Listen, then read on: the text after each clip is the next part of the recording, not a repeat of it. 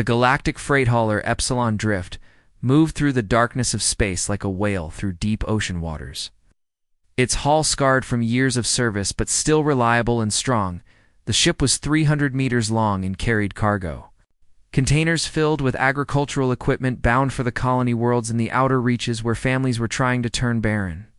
Rocks into farmland, most freight haulers in this sector looked identical to each other with their gray plating.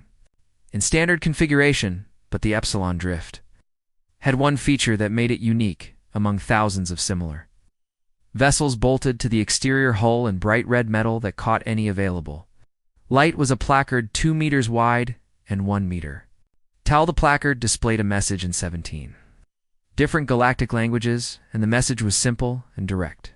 Dear pirates, a human is on board. For your own safety, reverse around. Now inside the ship, the crew went about their duties with the efficient calm of people who had worked together for many cycles. Bridge belonged to Captain Clicking Mandible, of Resh, whose species resembled what humans might call a praying mantis if that praying mantis stood 2 meters tall and had 4 arms instead of 2.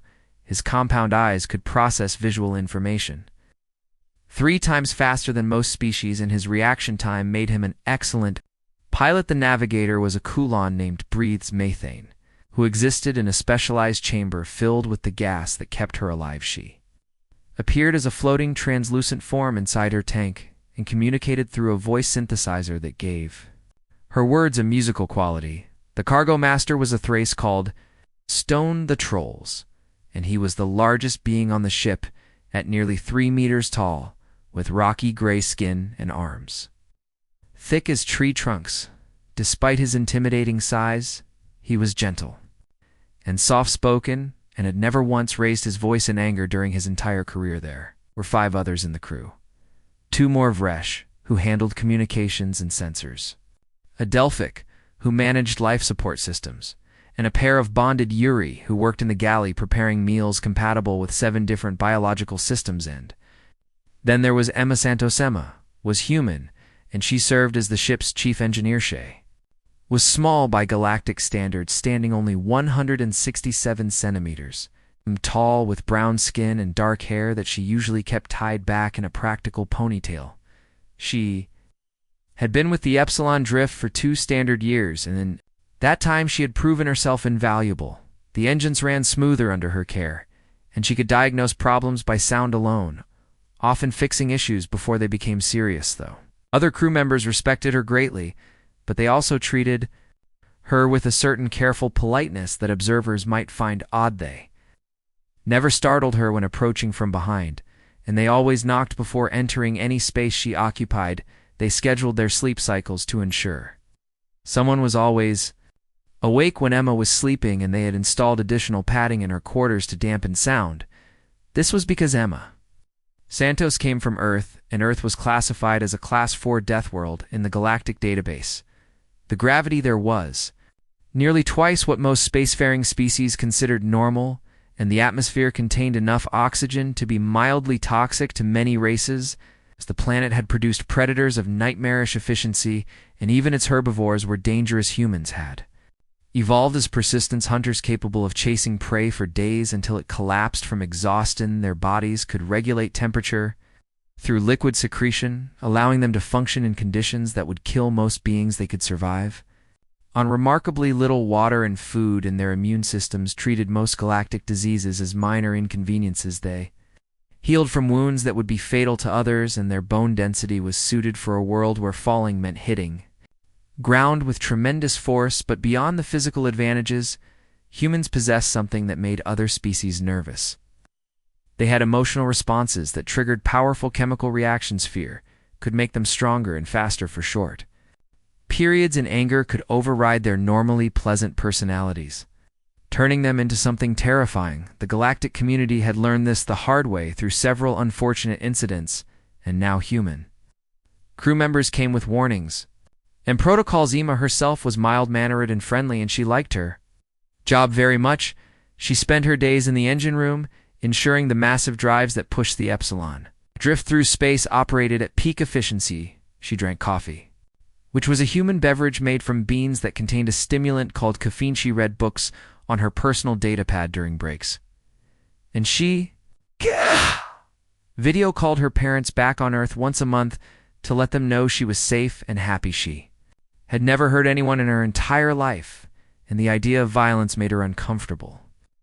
The sign on the hall remained because galactic insurance companies had very specific requirements about ships carrying human crew members. The Epsilon Drift was currently 3 weeks into a 4-week journey, and the crew had fallen to their comfortable routine. Captain Clicking Mandible was reviewing navigation data when the sensors began displaying alerts. Breaths. Methane's musical voice came through the bridge speakers with information that made everyone stop what they were doing. 3 ships had appeared on the outer range of their scanners, and they were closing fast on an intercept course. The configuration matched known pirate vessels, and specifically, they matched the signature of Kazathi raiders. The Kazathi were a species that had turned to piracy after their homeworld's economy collapsed 2 generations ago. They were skilled at void combat, and they knew how to disable ships without destroying valuable cargo. They had hit dozens of vessels in this sector over the past year, and everyone knew their reputation. Captain Clicking Mandible's mandibles clicked rapidly in what humans would recognize as anxiety. He opened all communication channeled simultaneously and began broadcasting on every frequency the ship could access. Attention approaching vessels, this is the freight hauler Epsilon Drift. We are aware of your approach and we strongly advise you to change course immediately. Of the Vresh crew members activated the exterior lights, making the red warning placard. It's visible even at a distance. We are broadcasting this warning for your own safety. We have a human crew member aboard this vessel, and galactic regulations require us to inform you of this fact. Stone the Trolls added his deep rumbling voice to the communications. Please acknowledge this warning and alter your course. We do not wish for anyone to be harmed. The 3 pirate ships continued their approach. Without responding to any hails on the bridge, the crew exchanged worried glances. Captain Clicking Mandible tried again. Approaching vessels, you are ignoring standard safety warnings. We have a Class 4 Death World species on board. Please reconsider. Your current action still nothing but silence from the pirates in the engine room deep in the ship's heart. Emma Santos was performing routine maintenance on the secondary cooling system. She had her headphones on, listening to music from Earth, and was completely unaware of what was happening several decks above. The music was loud and energetic, and she hummed along while calibrating pressure valves. Captain Clicking Mandible made one final attempt. This is your last warning. We are required by law to inform you that hostile action against this vessel will be met with defensive measures. Please turn back.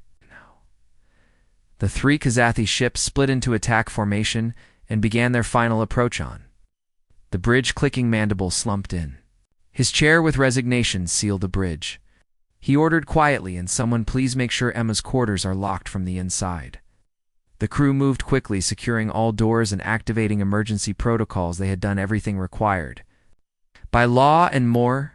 They had given the pirates every chance to reconsider. What happened next would not be their responsibility. The Kazathi pirates had made their choice, and soon they would understand why the sign existed and why the insurance companies insisted on those warnings, but by then it would be too late to reverse course. The Kazathi cutting torch burned through the Epsilon Drift's aft airlock with practiced efficiency, and bright sparks scattered into space. Before being swept away by the void, the pirate boarding team consisted of 20 raiders, each one standing roughly 140 centimeters tall, with scaled skin that ranged from dark green to muddy brown. Their species had evolved on a world with 0.6 standard gravity, in their bodies reflected this heritage. They were lean and quick, with large eyes adapted for low light conditions. Drakkars commanded this particular raiding party, and he had been a pirate for 15 years, ever since the factories on his homeworld had closed and left him without honest work. He was good at his job, and his crew trusted him to divide the spoils fairly and to avoid unnecessary violence. The Kazathi did not enjoy hurting people. They simply needed to survive, and the freight lanes offered opportunities that their collapsed economy could not provide. The airlock gave way with a hiss of equalizing pressure, and the boarding team flooded into the ship with weapons drawn. These weapons were designed to stun rather than kill, because dead crew members could not open locked cargo holds or provide Access codes. Draxer expected the usual response. Crew members huddled together in terror. Perhaps one or two trying to be brave before common sense prevailed. And then a quick surrender followed by cooperation. Instead, he found empty corridors and sealed bulkheads. His team spread through the accessible sections of the ship, moving with military precision learned from too many boarding actions to count. They found the bridge sealed with blast doors that would take hours to cut through. The door's communication panel. Captain Clicking Mandible's voice crackled with what sounded like genuine concern. Please leave the ship. You have been warned multiple times. This is not worth what will happen. Draxer had heard many pleas from frightened captains, but this one sounded different. There was no anger or defiance in the Vresh's voice, only something that resembled worry or even pity. Captain, I appreciate your concern, but we both know how this works, Draxer replied, in the calm, professional tone he used during negotiations. You will open your cargo holds, and your crew will not be harmed. We take what we need, and everyone goes home safely. You do not understand, Clicking Mandible said, and there was a desperate edge to his words now. We tried to warn you. We followed all the legal requirements. We broadcast on every channel. Yes, the human crew member Draxer, interrupted he, had seen the placard and read the warnings, and frankly he thought it was clever propaganda. Humans had a reputation, certainly, but the galaxy was full of stories that grew larger. With each telling, he had raided ships with Corvan warriors aboard, and they were supposed to be fearsome too. But they surrendered just like everyone else when faced with superior numbers. One human engineer against 20 armed Kazathi raiders was not something that concerned him. His second-in-command approached with a datapad displaying the ship's manifest. Captain, we have located 8 crew members, all sealed in the bridge, but the manifest lists 9 total crew. Draxer frowned and checked the document himself. The manifest clearly indicated a crew of 9 with names and species listed beside each entry. Names he could account for, but the 9th was listed as Emma Santos, human. Chief engineer, where is the engineer? He asked. His second pointed toward a sealed section of the ship. Engineering quarters are this way, but there is a sign. They moved through the corridors until they reached a door marked with a red symbol that Draxer recognized as a human warning indicator. Below it, a printed sign read, Human quarters do not disturb during sleep cycle. Draxer felt a moment of hesitation but pushed it aside. He had a job to do, and his crew needed to eat, and his ship needed fuel. One sleeping engineer was not going to stop him from completing this raid. Cut through it, he ordered 2 of his crew set up their portable torch and began working on the lock mechanism. The door was not particularly reinforced, and it opened within minutes. Inside, they found a small cabin furnished in the simple style common to long-haul freight vessels. There was a bed and a desk and a small personal washroom and various items that spoke of the occupants' personality. Photos were stuck to one wall showing what appeared to be family members back on Earth. A coffee maker sat on the desk next to a stack of technical manuals. In the bed under a thermal blanket was Emma Santos. She was asleep, and the sound of the cutting had not woken her because she was wearing noise-canceling. Ed Fenestrikers approached cautiously, but as he got closer, he relaxed. The human looked small and fragile and completely harmless. Her face was peaceful in sleep, and her breathing was slow. Instead, this was what everyone was afraid of. This tiny being who probably weighed less than he did. Wake her up gently, he instructed one of his crew. We need her to open the cargo holds, but there is no need to be rough. One of the raiders reached out and shook Emma's shoulder carefully. Her eyes opened slowly, showing confusion as she tried to understand what was happening. She pulled off her headphones and blinked at the armed Kozathi surrounding her bed. For a moment, nobody moved. Emma's brain was processing the situation, going from sleep to wakefulness and recognizing that something was very wrong. There were strangers in her room. They had weapons. They had broken into her quarters. The ship had been boarded. Draxer saw the exact moment when full awareness hit her. Her expression changed from confusion to understanding, and then to something else. Her eyes went hard and her jaw clenched, and her body language shifted from relaxed to tense. Oh no, she said quietly. Then her hand shot out faster than Draxer could track and grabbed the coffee mug from her. Bedside table, the mug was ceramic and heavy, and when Emma threw it at the nearest raider's face, it shattered his breathing mask, sending him stumbling backward with a cry of pain before anyone could react. Emma was out of bed and moving. She was not particularly tall, and she was wearing sleep clothes that consisted of soft pants and a tank top, but the way she moved made every raider in the room suddenly very aware that they had made a terrible mistake. One of the Kazathi raised his stun weapon, but Emma was already inside his guard. Her hand clamped on his wrist with crushing force, and he dropped the weapon with a shriek. She used his own momentum to throw him into two of his companions, and all three went down in a tangle. The corridors were small, which should have been an advantage for the raiders because it limited movement. Instead, it became a nightmare because Emma knew every centimeter of her own space, and they did not. She grabbed a metal water bottle and swung it like a club. She used the bedsheet as a tangling weapon. She kicked one raider in the knee, and he went down hard because his species had joints that bent differently than human joints, and the angle was wrong. Draxer tried to back toward the door, but Emma was between him and the exit. Now her breathing was elevated, and her eyes were wide, and he realized with creeping horror that she was not trained in combat. This was just instinct. This was what humans did when threatened. The fight lasted perhaps 90 seconds, though it felt like hours when it ended. 6 of the 20 raiders were on the floor of Emma's quarters, groaning in pain. Others had retreated into the corridor, trying to regroup and figure out what had just happened. Nima stood in her doorway, breathing hard with her fists clenched. "I was sleeping," she said, and her voice was tight with anger. "I've been working double shifts all week, and I was finally sleeping. And you people broke into my room." Draxer stared at her from the relative safety of the corridor.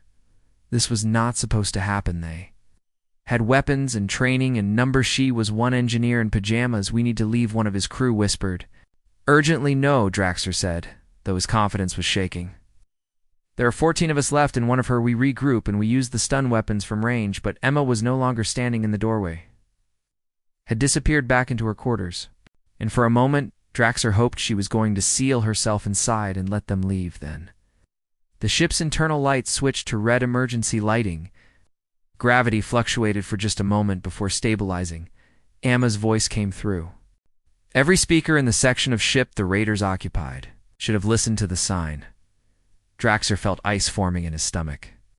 Human was not just an engineer, she was the chief engineer, which meant she knew every system on this ship. And she knew how to use them. The hunt was about to begin, and Draxer and his crew were not the hunters anymore. The emergency lighting painted everything in shades of red and shadow, which made the corridors of the Epsilon Drift look like the inside of some massive creature's throat. Draxer gathered his remaining 14 raiders in the junction where 3 corridors met and tried to reassemble his confidence. "She is one person, and we are 14, he said firmly. "We have weapons, and we stay together, and we make our way back to the airlock." His second-in-command, whose name was Tresh, had a different opinion. "We should split up and search for her before she can pick us off one by one." "Absolutely not," Draxer snapped. "That is exactly what she wants us to do." "It's fine."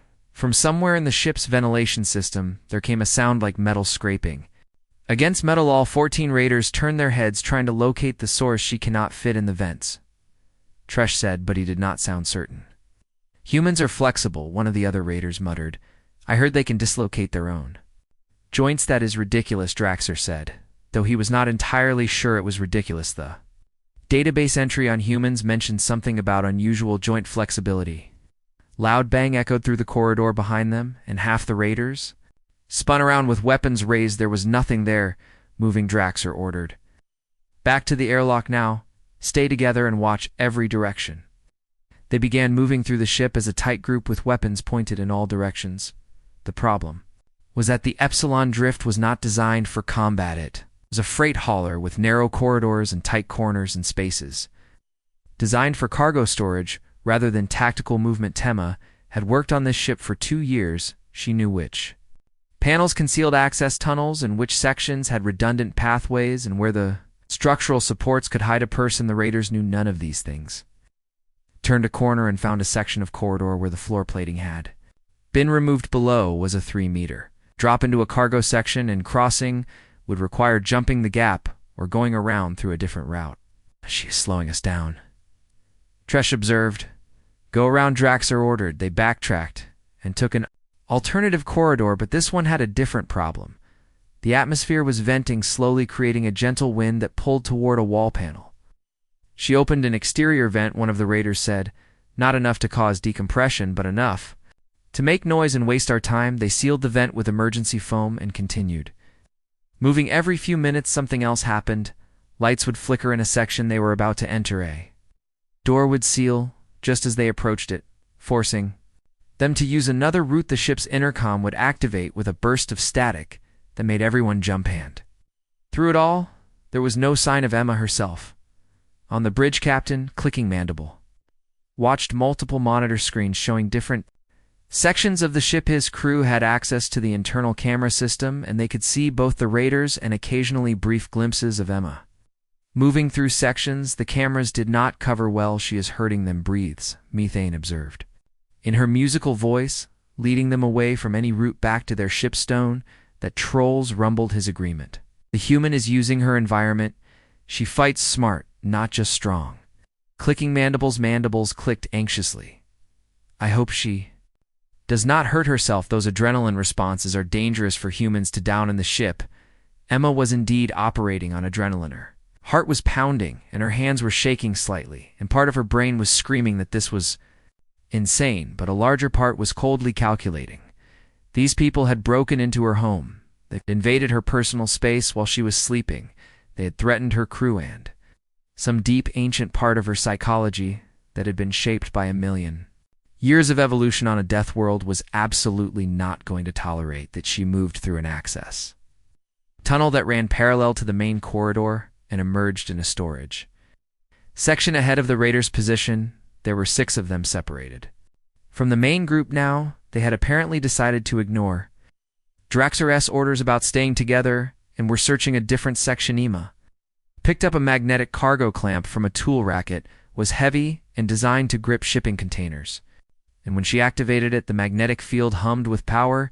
She waited in the shadows until the first raider passed her position. Then she stepped out and slammed the clamp against his weapon. The magnetic field locked onto the metal components and yanked the weapon out of his hands with such force that he spun around. When was already moving, she swept the legs out from under the second raider using a technique she had learned in a self-defense class back on Earth. The third raider got his weapon up, but Emma threw the cargo clamp at him, and it hit him square in the chest, knocking him backward into a wall. The remaining 3 raised their weapons together, finally coordinating their response. Emma dove behind a stack of supply crates. As stun bolts crackled through the air where she had been standing, her shoulder hit the floor and pain flared, but she rolled and came up. Running the storage section had multiple exits, and she took one that led into a maintenance shaft behind her. She could hear the raiders shouting to each other in their own language. She did not speak Kazathi, but the tone was clear. They were frightened. The maintenance shaft was tight and uncomfortable, and she had to crawl on her hands and knees for the Kazathi. It would be even worse because they were not built for this kind of movement. She emerged 2 sections away and immediately headed for another group of raiders. Draxer was getting desperate. He had started with 20 crew members, and now he could only account for 11. Some were injured back in the humans' quarters, and 6 had gone off on their own against his orders. His radio crackled with panicked voices. She is in the storage section. We cannot find her. She is too fast. Return to my position immediately, Draxer commanded. We are going back to the ship, even if we have to cut through external holes, sir. The humans sealed the route to the airlock. Someone reported there is emergency foam in all the access corridors. Draxer felt his scaled skin prickling with fear. They were trapped, not by superior numbers or better weapons, but by one angry engineer who was using the ship itself as a weapon against Thema. Sound made him turn. Emma was standing at the far end of the corridor, alone and unarmed with her arms crossed. She looked small, standing there in her sleep clothes, with her hair coming loose from its tie butt. Every raider present remembered what had happened in her quarters. Leave, Emma said, and her voice was steady. Despite her elevated breathing, take your people and go back to your ship and leave. You cannot, Draxer said, and hated how his voice shook. You sealed all the routes.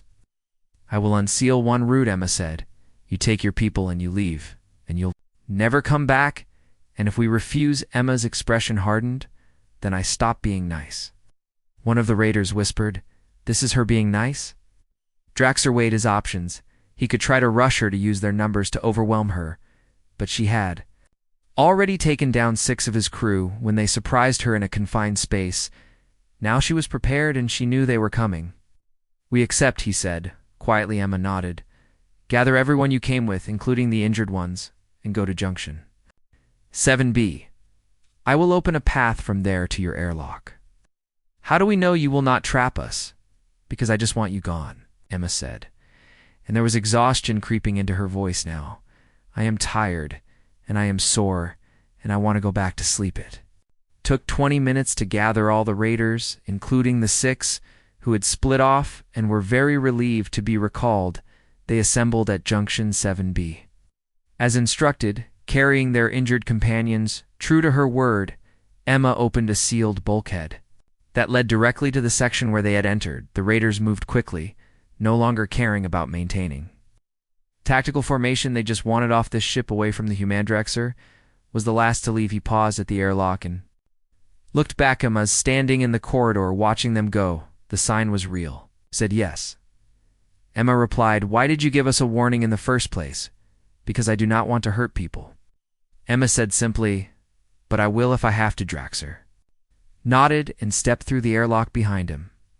The bulkhead sealed with a solid thunk that sounded very finally. Kazathi's ship detached and activated its engines, moving away from the Epsilon drift as quickly as its drives would allow inside the freight hauler. Emma Santos stood alone in the corridor.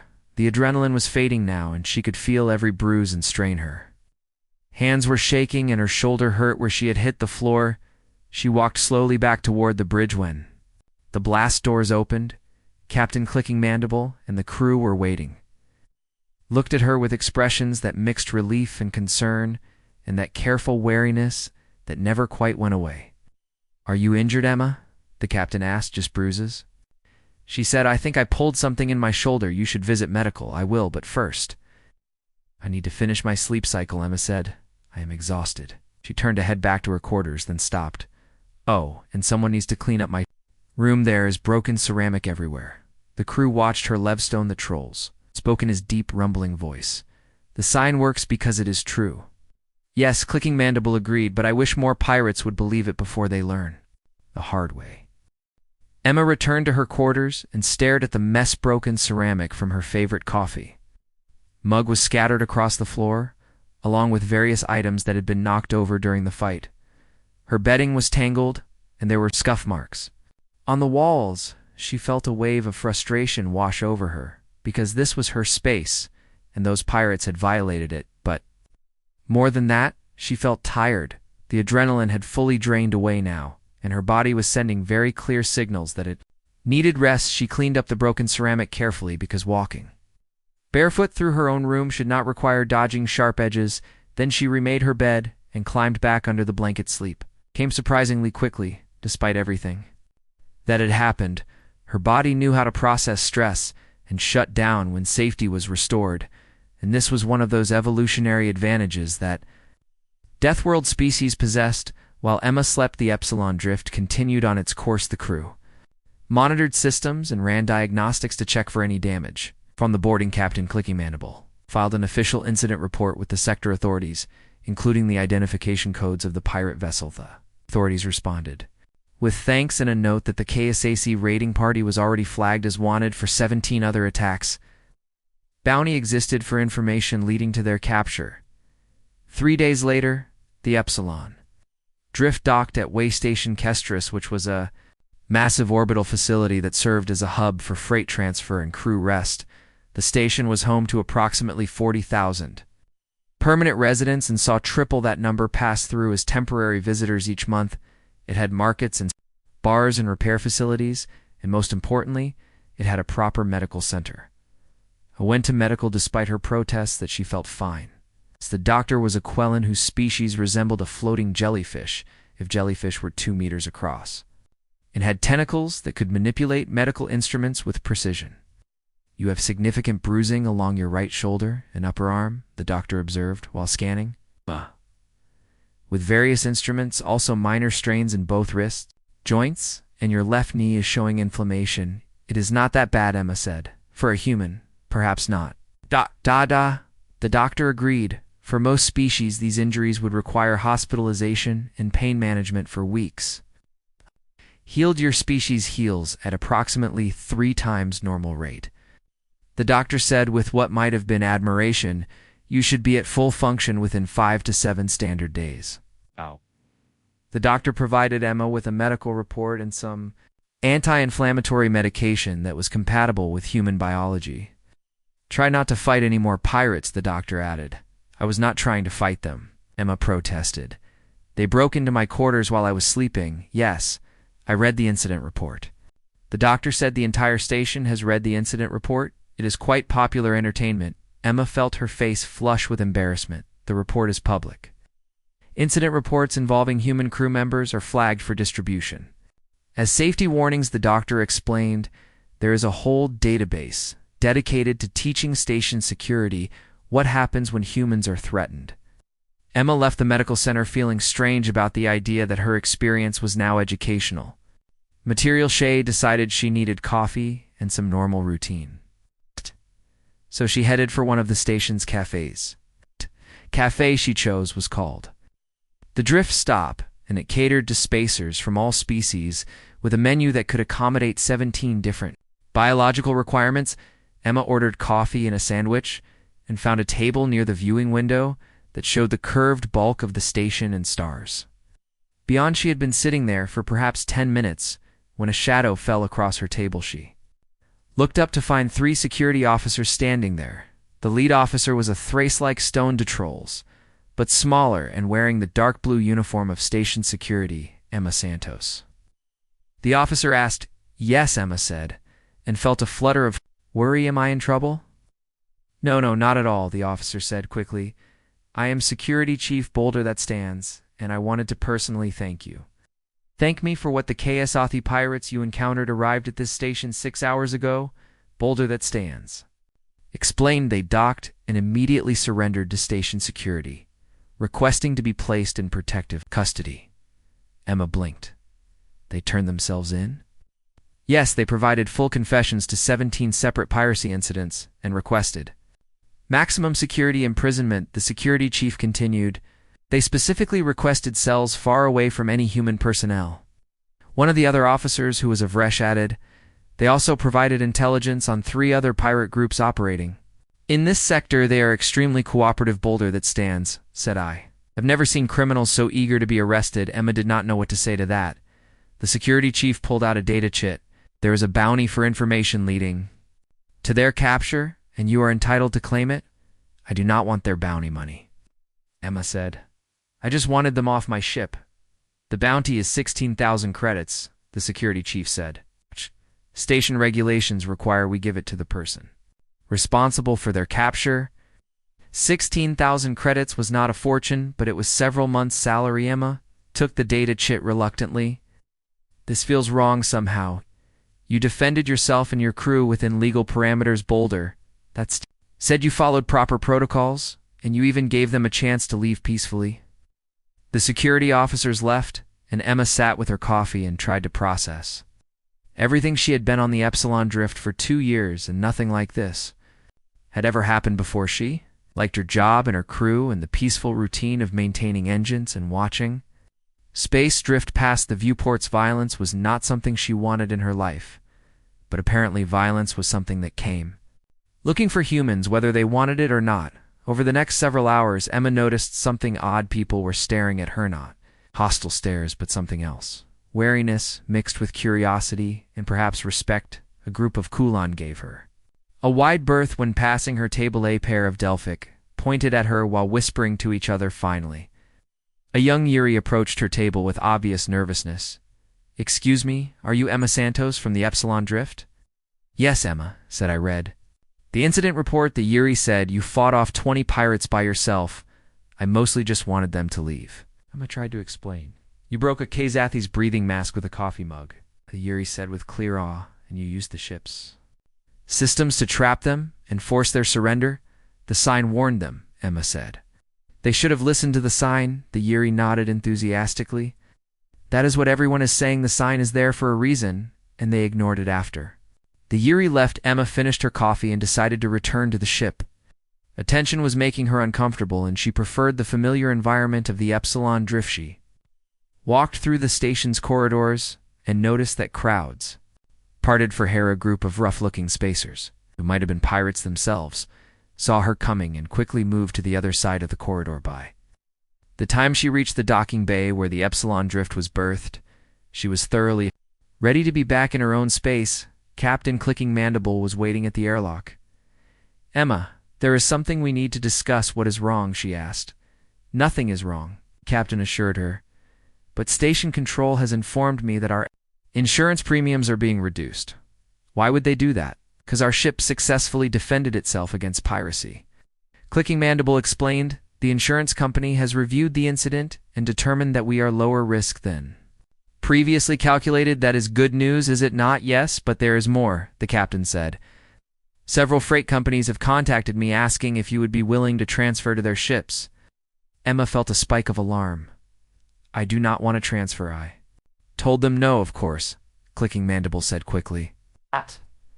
"You are part of our crew, and we value you greatly." "Then what is the problem?" "There is no problem exactly," the captain said.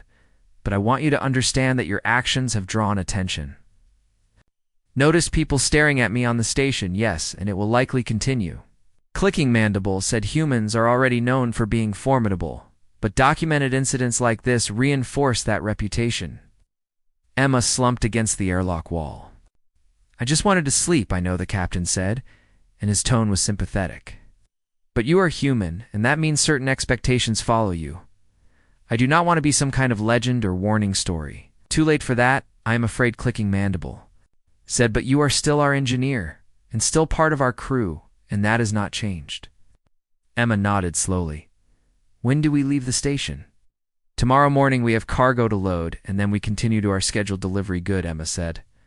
"Need to get back to normal work." She headed for her quarters, but stopped before going inside. "Captain, can we get a new sign made?" "What kind of sign?" "One that is bigger and brighter," Emma said. "Maybe with flashing lights." "You want to make the warning more obvious?" "Yes," Emma said firmly, "because I really do not want to do this again." Captain Clicking Mandible's mandibles clicked in what might have been amusement. "I will contact the station fabricators immediately."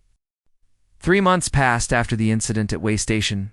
Kestrus and life aboard the Epsilon Drift returned to its comfortable routine. Emma worked in the engine room calibrating drives and maintaining systems while the ship made its scheduled runs. Through the outer reaches, the new sign was installed on the hull, and it was indeed bigger and brighter than the original. It was 3 meters wide and 2 meters tall, with reflective plating that caught any available light. The message remained the same, but now it was accompanied by flashing amber lights that activated automatically when any ship approached within.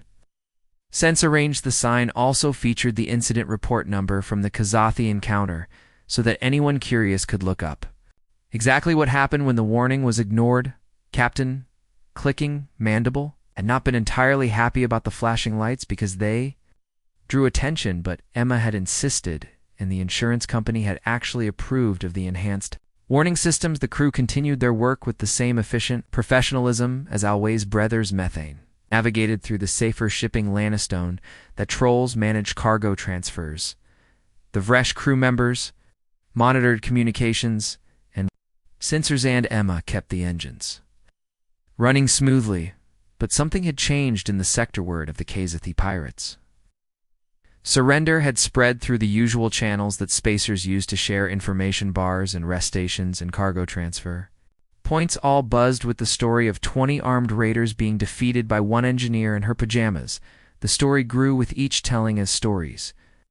Some versions had Emma fighting off 50 pirates, others claim she had thrown raiders through bulkheads or torn doors off their hinges.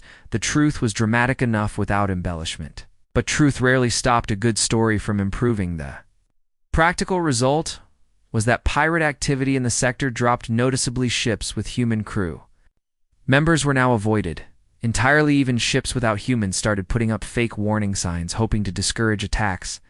The Epsilon Drift itself became something of a legend. Other freight haulers would hail them on open channels just to confirm They were the ship from the incident reports.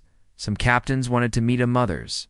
Simply wanted to say they had encountered the famous vessel Emma. Found all of this deeply embarrassing. She was not a warrior or a security specialist. She was an engineer who had reacted badly to being woken up and who had been lucky that the pirates were not prepared for serious resistance. But the galaxy had decided. She was something more, and there was no changing that perception. The Epsilon Drift was currently on approach to the outer reaches, carrying agricultural equipment just as it had been 3 months ago. They were passing through the same sector where the Kazathi had attacked them. Captain Clicking Mandible was reviewing navigation data. When Breathes Methane's musical voice came through the bridge speakers, "Captain, I am detecting 3 vessels on intercept course."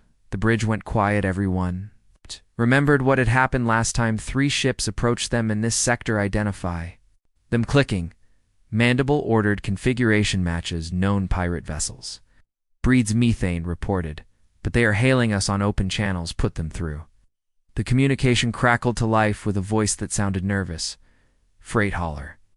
Epsilon Drift, this is the independent vessel Savage Tide. We see your warning sign, and we are altering course immediately. We apologize for any concern our approach may have caused. Clicking Mandibles. Mandibles clicked with what might have been satisfaction. Acknowledge Savage Tide. Your course correction is noted. The 3 ships that had been on intercept vectors turned sharply and burned their engines to put distance between themselves and the Epsilon Drift. Within minutes they were gone from the sensors. Entirely stone. That trolls rumbled with amusement. The sign works, yes. Clicking Mandible agreed, perhaps too well down in the engine room. Emma was unaware of what had just happened. She was focused on a minor fluctuation in the portside thruster assembly that needed adjustment. The work was precise and required her full attention. Had the thruster housing open and was recalibrating the fuel mixture when her communicator chirped. "Emma, this is the bridge." Clicking Mandibles voice said, "We just had 3 potential pirates alter course after seeing our warning sign." Emma wiped her hands on a cloth and keyed her communicator. "That is good, right? That means nobody gets hurt?" "Yes, it is very good," the captain agreed. "Thought you would want to know." "Thank you, Captain," Emma said. "Now if you will excuse me. I have a thruster to fix." She went back to her work, feeling quietly satisfied. Sign was doing its job. Pirates were being warned and they were listening. And everyone was safer because of it. This was the outcome she had wanted all along. Not to fight or hurt anyone, but simply to be left alone to do her job. The Epsilon Drift continued on its route, and over the following weeks the pattern repeated. That might have been pirates, or might have been legitimate traders, but looked suspicious. All gave the freight hauler a wide berth. A bright flashing sign was visible from a great distance, and anyone who saw it knew exactly what it meant. There was a human on board, and humans were not to be trifled with. That way Station Kestris, the story of Emma Santos, had become part of station folklore. Cafe, where she had received the bounty money, now had a small plaque on the table where she had been sitting. Security Chief Boulder that stands used the incident in training sessions to teach new officers about proper threat assessment, and the Kazathi pirates remained in maximum security imprisonment, requesting to stay there even after their sentences were technically complete. They had no desire to return to piracy and risk encountering another human. The Galactic database on Deathworld species was updated with a new entry about human defensive responses. The entry included detailed information about adrenaline reactions and grip strength and the importance of warning signs. Became required reading for anyone planning to work on ships with human crew members or anyone considering piracy in sectors where humans might be present. Life aboard the Epsilon Drift settled into a new normal-ish. She still worked in the engine room and still drank too much coffee and still called her parents once a month, but she also received occasional messages from other human crew members working on different ships. They formed an informal network, sharing information about safe routes and friendly stations and which companies treated their human employees well. One message came from a human named Marcus who worked on a mining vessel. "Heard about what you did with those Kazathi pirates. Well done," Emma replied. "I was mostly just angry about being woken up." Marcus sent back a laughing emoji. "Yeah, that tracks. Humans and sleep deprivation do not mix well. How do you deal with the attention?" Emma asked. "Ignore it. Mostly, Marcus wrote, people are going to think what they think about humans, and we cannot change that, so just do your job and be professional.